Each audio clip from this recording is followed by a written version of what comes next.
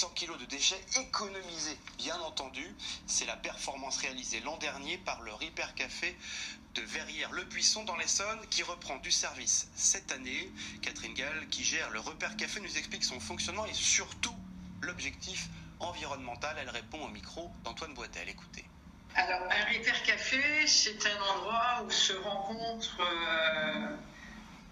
d'une manière périodique, disons une fois par mois, des réparateurs bénévoles et des personnes qui ont un appareil défectueux.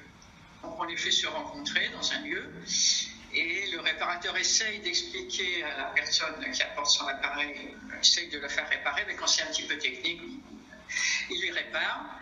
Et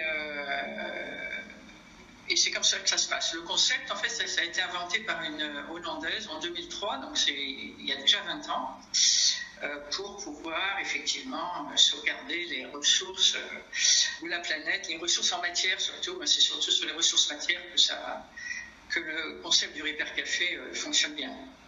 La prochaine séance, c'est le 7 octobre, au 64 rue d'Estienne-d'Orbe à Verrières-le-Buisson, et on fait ça de 14h30 à 18h.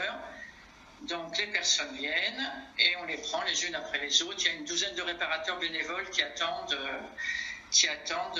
les visiteurs. En fait, c'est une maison une association qui s'appelle le Club ABC. Donc ça se passe dans une maison où on peut mettre une douzaine de postes, réparateurs et visiteurs en binôme. Et chaque réparateur amène ses outils. Donc il n'y a pas besoin de stocker beaucoup pour organiser un Repair Café. On a surtout d'excellents bricoleurs.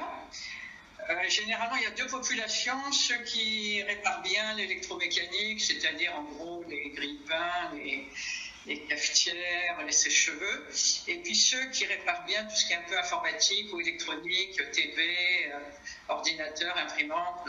Donc on dispatche au mieux suivant les compétences des réparateurs qu'on a. Le concept, c'est vraiment de donner une deuxième vie aux objets. Il faut savoir qu'un grille-pain, qui pèse peut-être 1 kg, derrière, il y a 200 kg de matières premières pour extraire et pouvoir fabriquer un grille-pain. Un micro-ondes, c'est encore pire, c'est 2 tonnes de matières premières derrière un micro-ondes.